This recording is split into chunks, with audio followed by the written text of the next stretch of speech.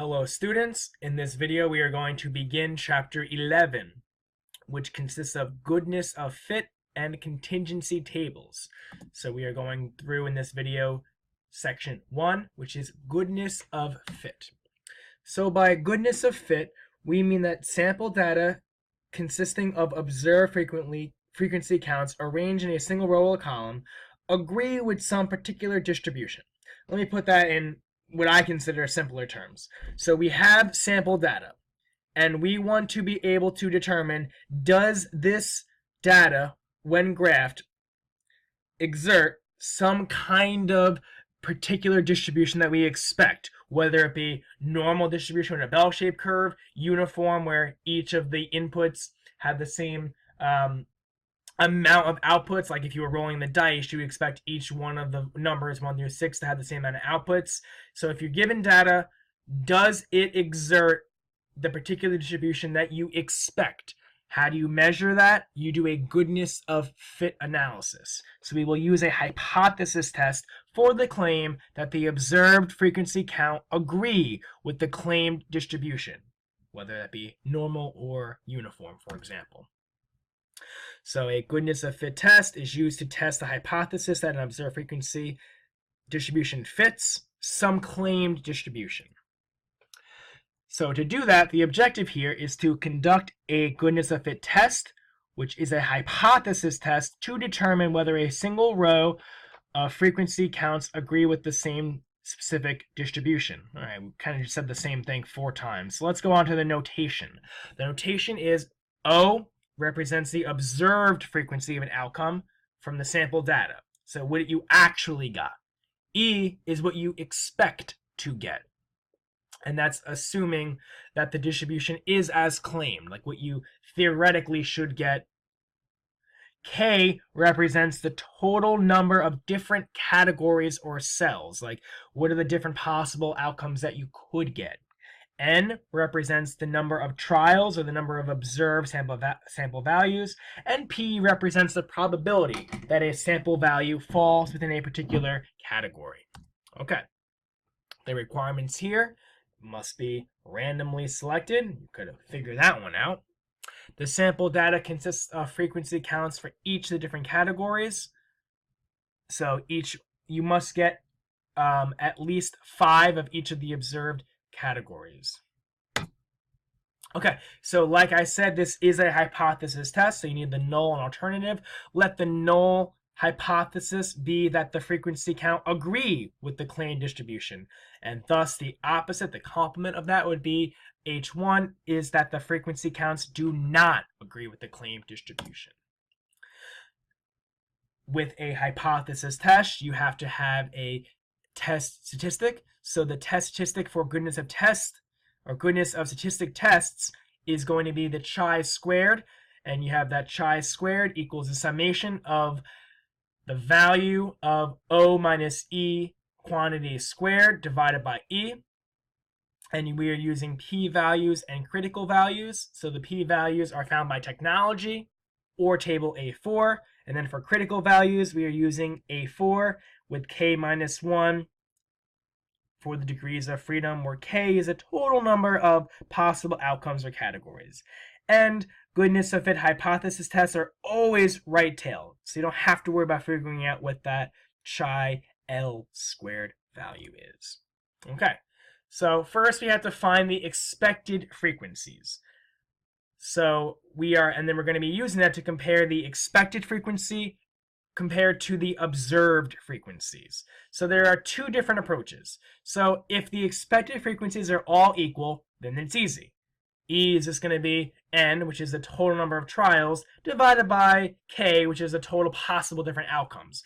For example, if you flip a coin 100 times, the expected value is N is 100, and then K, well, you can either get heads or tails, so there's 2 possible outcomes.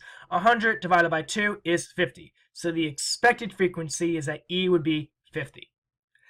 And then if the expected frequencies are not equal, you're going to have to calculate E equals N times P for each individual probability. So for the probability, multiplied by the number of trials, gives you how many times you expect each outcome.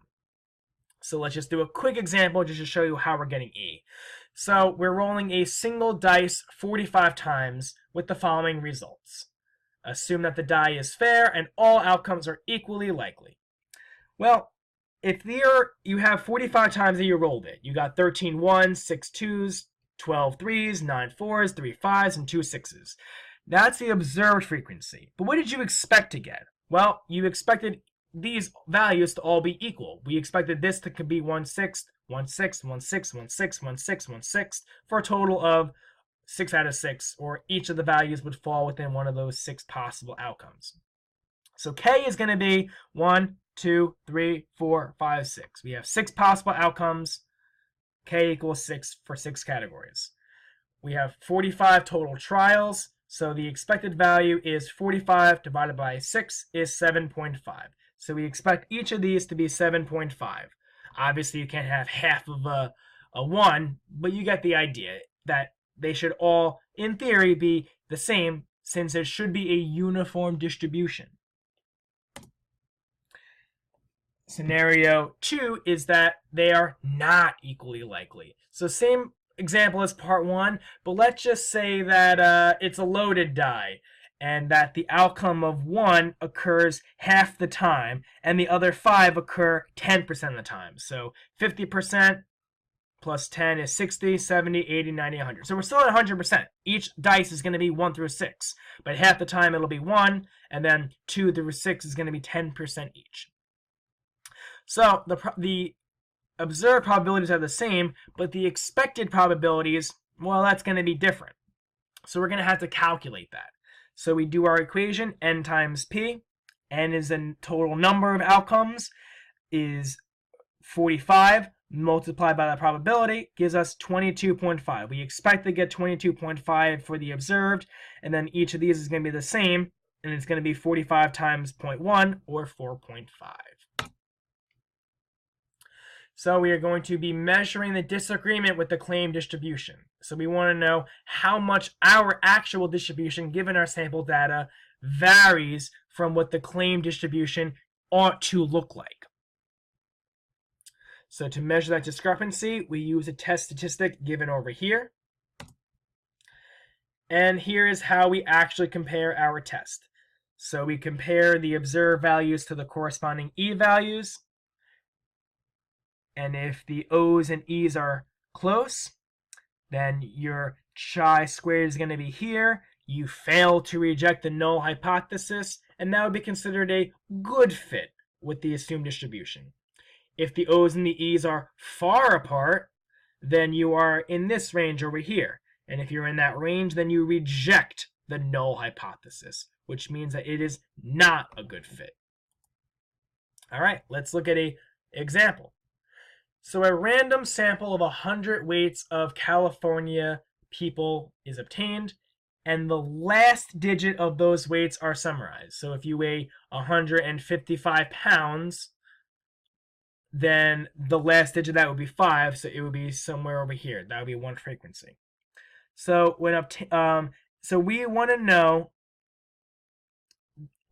we were going to test the claim if the last digit of weights roughly contain the same frequency. Because in theory, it should. In theory, there should be a 10% of the population falls with the last digit of 0, 10% 1, 10% 2, so on to 100%. Now, if you look right here, it doesn't look that way. So the reason for this, you can tell there is an abnormally high amount of 0 last digits and an abnormally high value of 5.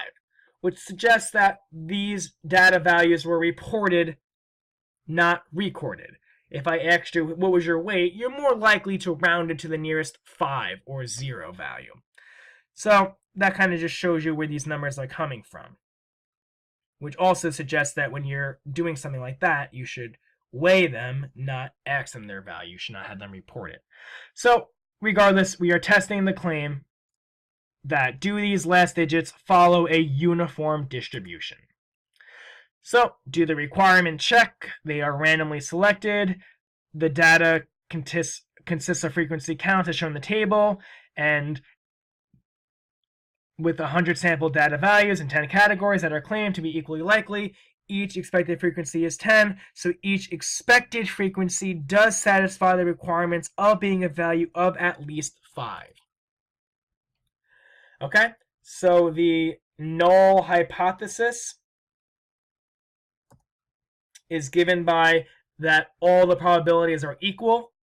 Then the alternative hypothesis is at least one of the probabilities is different than the others. So, and step 4 is no significance level was suggested, so we are going to do the common one of alpha equals 0.05. So again, before we hit meat and potatoes, let's talk through this example. We have data right here. We are saying that these frequencies should all be relatively equal because we expect the expected value is that they are all uniformly distributed. And now we are going to test it. We're going to do a hypothesis test, a goodness of fit, to see how well this frequency observed matches the expected, which is a uniform distribution. So we are testing the claim about the distribution of the last digits being uniform. So we are doing the goodness of fit test, and we are going to use the chi-square distribution. So if you want to do it by a technology, I suggest looking at page 542 to see the tests. And the observed frequencies O are in the table. So these are the observed.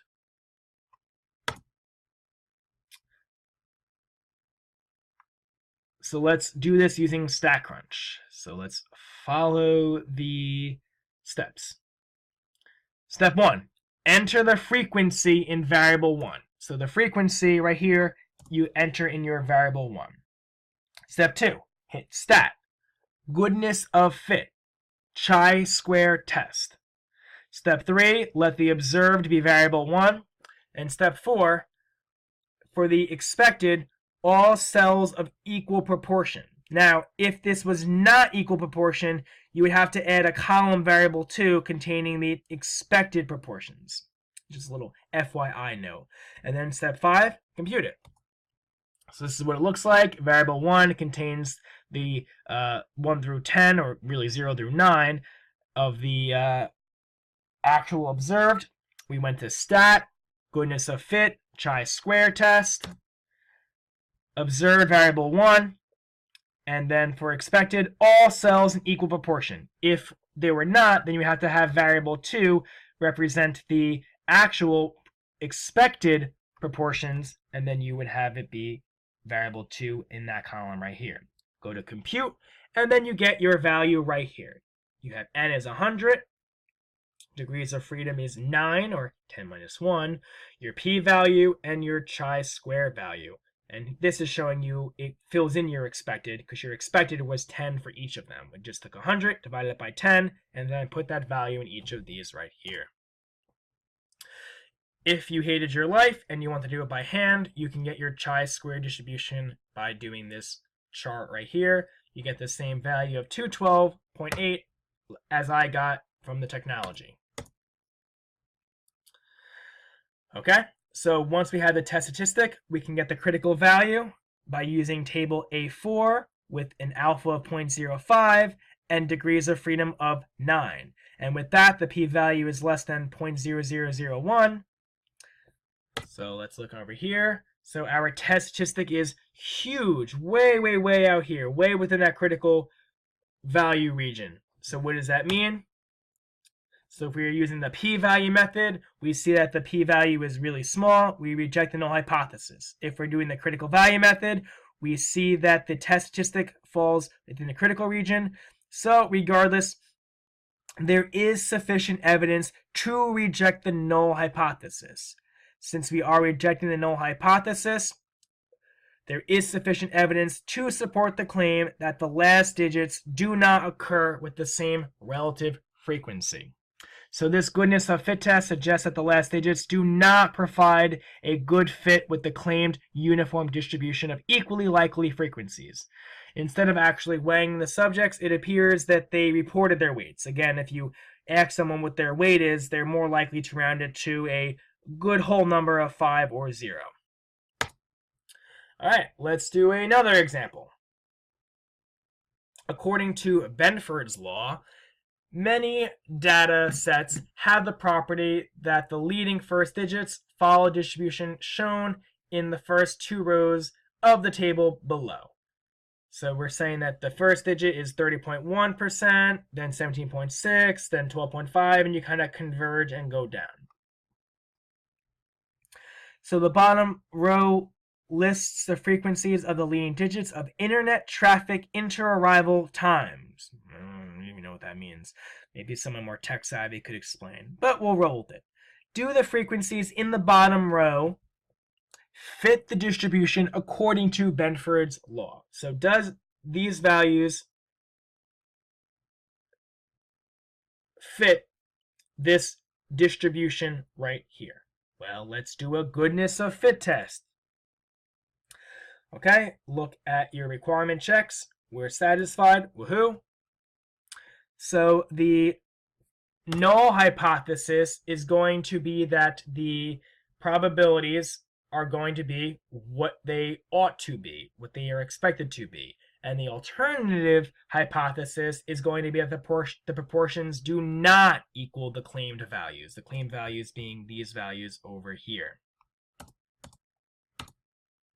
The significance level, we're going to do alpha of 0.05. And we are going to be doing basically the same steps as we did last time. So this is showing you on the TI-84. Of course, you can use your calculator. You can use Excel, anything you want. We are going to do it with StatCrunch. So I don't want to give you too much away. So we are going to be doing the same steps as we did in the previous example. So variable 1 is going to be your observed values. Variable 2 is your expected probabilities. So we're going to go stat, goodness of fit, chi-square test. Observed variable 1, expected variable 2, compute, and we have our n value, our degrees of freedom, which is 8, our chi-square value, and our p value. Okay, so now we'll go back to these slides. So the p-value of 0.186 is greater than the significance level of 0.05, so there is not sufficient evidence to reject the null hypothesis. So there is not sufficient evidence to warrant rejection of the claim that the 271 leading digits fit the distribution given by Benford's law. Okay. And this is just the graph of the observed versus expected. And that concludes chapter, where are we at? Chapter 11, section 1. Any questions, shoot me an email. Thank you, guys.